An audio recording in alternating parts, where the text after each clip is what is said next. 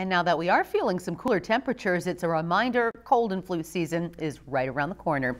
Local 5's JD Snover talked to area health officials to figure out how they're preparing and what's next. Yes, Stephanie, that's right. They told me there's still a lot of uncertainty in terms of what this year will actually look like by the end of it, but they're still starting to roll out some reminders.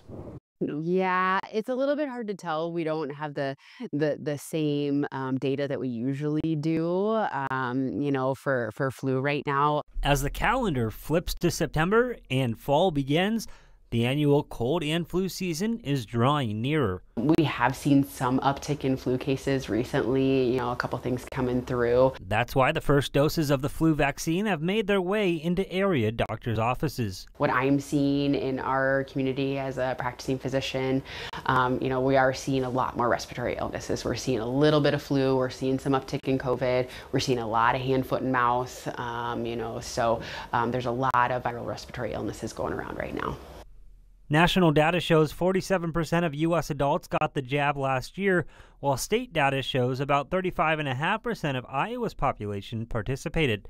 Those state numbers are down by about 5% from where they were in 2019.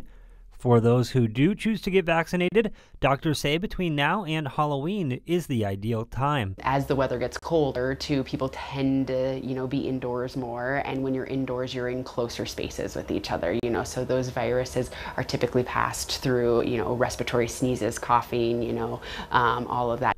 And for those who choose not to, health officials still have a few reminders. Also keep them home when they're sick. Also focus on hands and hygiene and all those kind of typical things as we're going in.